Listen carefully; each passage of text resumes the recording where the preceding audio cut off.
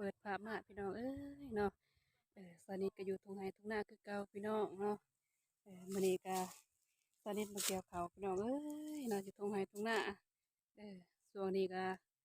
ลงขับแรงพี่น้องเนาะพาพี่พาน้องเพิ่นกองข้าวขึ้นสิกองพี่น้องเอ้ยเนาะก่อนอื่นก็กราบสบายดีพี่น้อง FC สู่ผู้สู่คนเนาะอยู่ภายในประเทศหรือต่างประเทศพี่น้องก็อย่าลืมเด้อติดตามช่อง YouTube สานิทลาวไต่พี่น้อง เอาภาพบรรยากาศอยู่ทงไห้ทงนามาฝากมาตอนพี่น้องเด้อเนาะช่วงนี้ก็กำลังเก็บเกี่ยวเขาวผลผลิตพี่น้องเอ้ยเนาะเออสนิทก็กำลังได้เครื่องแล้วพี่น้องเนาะนี่ก็คนขึ้นใส่กล้องแล้วพี่น้องเนาะเลยสนิทบ่ได้เอาภาพเพราะว่าแดดจ้าดขนาดพี่น้องเอ้ยเนาะอากาศนี่ก็ห่วยเขตนี่ก็พอแลได้พี่น้องช่วงนี้เนาะเออไปพาพี่พาน้องไปเบิ่งบรรยากาศเด้อพี่น้องเด้อ ในการเก็บเขาวปลูกเขาวพี่น้องเพิ่นสะกองเขาวทางเราไต่พี่น้องเอ้ยเนาะ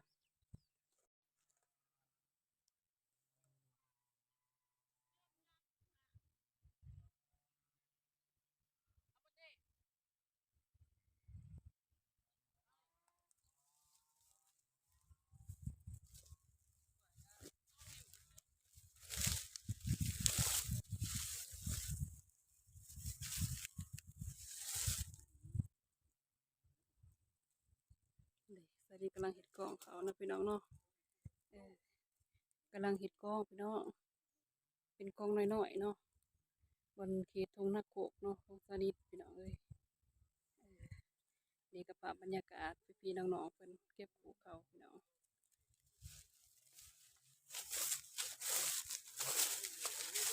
แดดกระจัดแน่พี่น้องเอ้ยเนาะ2 โมงแล้วได้นี่ที่เขาแล้วบัดนี้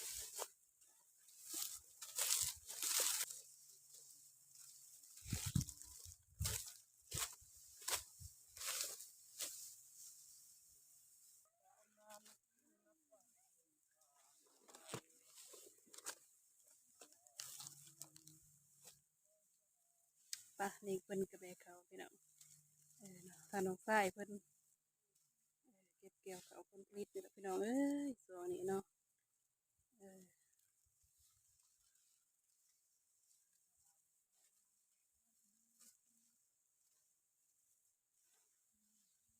10 ปลายกว่าคนพี่น้องเนาะผู้เก็บก็เก็บผู้แบกก็แบกเดี๋ยวสักคืนแบกเป็นเซ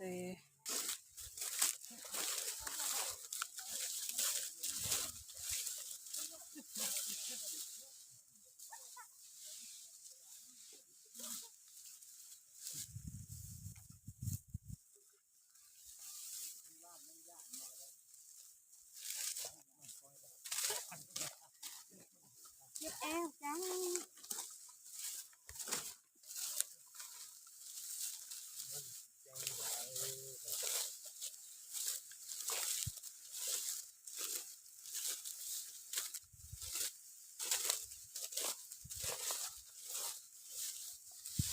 โอ้ได้ไล่เด้อเนาะคำตีดิสบายดีเอฟซีติตีสบายดีเอฟซี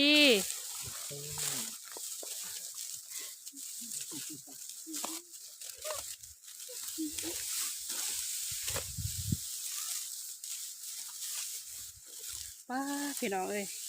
โอ้ฝากบรรยากาศเนาะมีแต่พี่ๆน้องๆนั่นแหละพี่น้องหอบเขาวยามแรงยามเสาร์สนิทบ่ได้เอาภาพให้พี่น้องเอ้ยเออเนาะเกี่ยวกับมีหนามมีได้ให้วันเสาร์พี่น้อง เนาะเลยเอาภาพย่ำแดงให้พี่ให้น้องเบิ่ง FC สุขุสุขคนเบิ่งเนาะ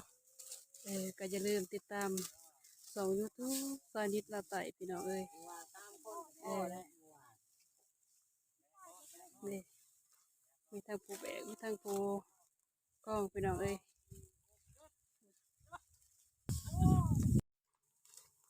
นี่ภาพบรรยากาศพี่น้อง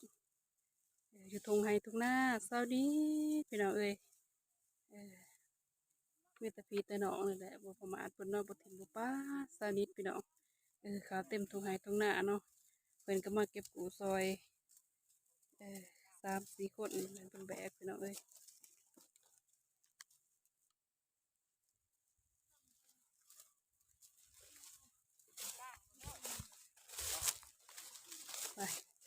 บิ่งป่าหมูกองเขาพี่น้องเอ้ยบรรยากาศ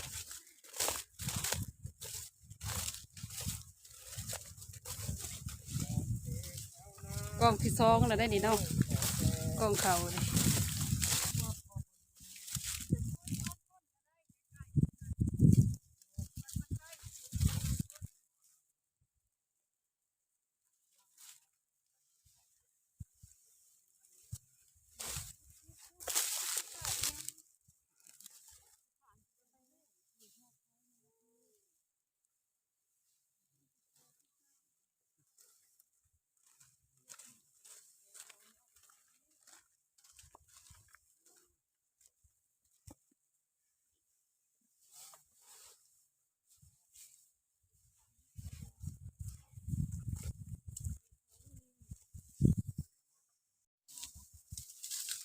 ว้าชอบพี่น้องเอ้ย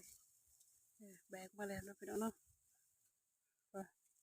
ทีมกลางเลยโลดสบายดีFCเดี๋ยวตีบ่าวแจ็คไปดิแบกกองกันเด้อ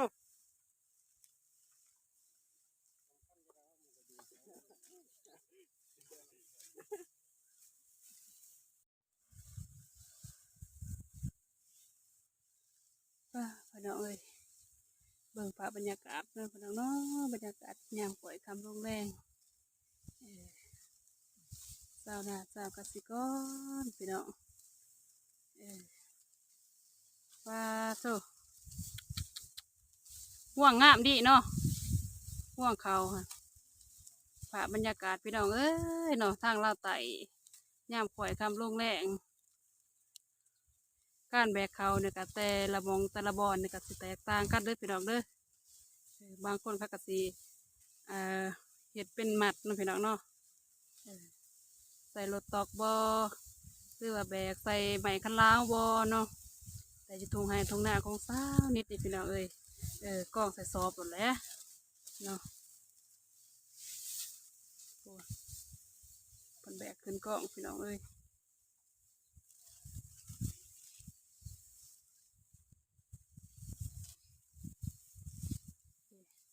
มีผู้หอมมีผู้กูนำได้พี่น้องมีผู้แบกนำเนาะธรรมศาสตร์ธรรมศาสตร์ตรงไห้ตรงหน้า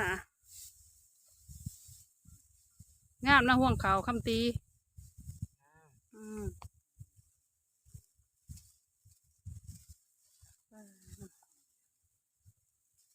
ท้องฟ้าก็สีแจ่มๆในพี่น้องสีแจ่มๆสีคึมๆเนาะพอดีเหมาะกับการกูเขาแบกเขาพี่น้องทางนี้ก็4-5 คนได้เนาะทีมงานนี่ก็พนักงานแบกพี่น้องพนักงานแบกนี่ก็4 คนมีแต่ผู้ซีมือด้วยเฉพาะเราได้เสียวซ่านในการแบกเขาเลย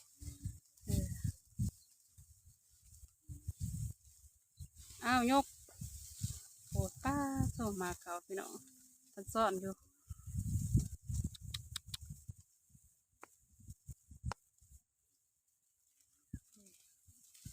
มีแต่พี่แต่น้องพี่น้องเอ้ยเนาะมาเก็บปูซอยมาซอยซ้านิดพี่น้อง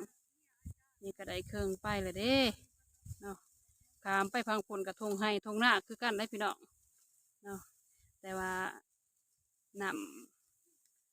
นำหวยเนาะพี่น้องเนาะคันกันสนิทเลยบริพาพี่พาน้องยางไปเบิ่งฟังนั่นพี่น้องเอ้ยให้เบิ่งแต่ภาพทงให้ทงหน้าเฮานี่แหละยามปล่อยคำลงแรงเขตไต่พี่น้องซาเขตไต่เขตบ้านทับบ้านกันดอนพี่น้องตรงไหนตรงหน้าสนิทไก่เขตบ้านกันดอนเมืองตะแตงแค่เสกองพี่น้องบรรยากาศยามปล่อยคำลงแรงเนาะให้พี่ให้น้องเบิ่งบรรยากาศได้พี่น้องเด้อ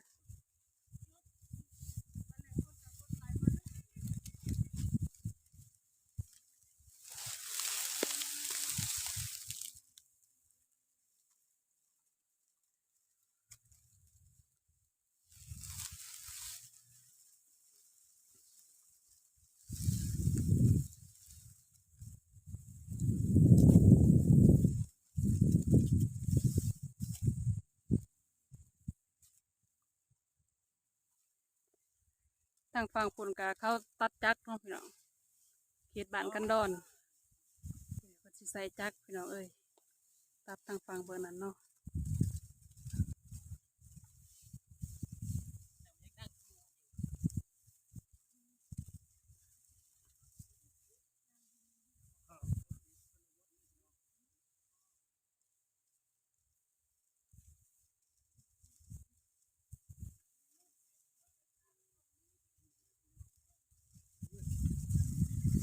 ป้าเท่าทางนั้นก็ได้ได้บ่อ้าวคอยยกยกเขากะมันก็อยากไข่คือกันกับยกจอกเบี้ยนี่แหละพี่น้อง เออเบาซีแจ็คด้วยหันเด้อเบาซีแจ็คแล้วนี่เบาโป๊ะเบาปองปลาเสือกองขาวสนิทพี่น้องเอ้ยบริมาตรได้พี่น้องเนาะเกี่ยวปลาแล้วก็แหงกูใส่สอบหอบสอบแบกขึ้นกองอย่างเดียวเออ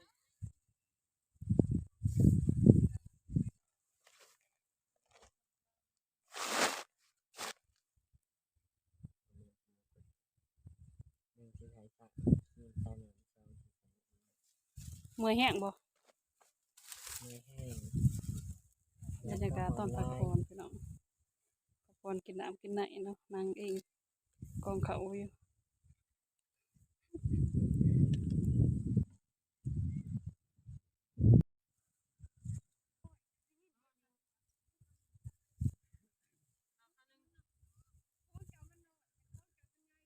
อุ่นเครื่องจักรข้าวหนึ่งเด้อ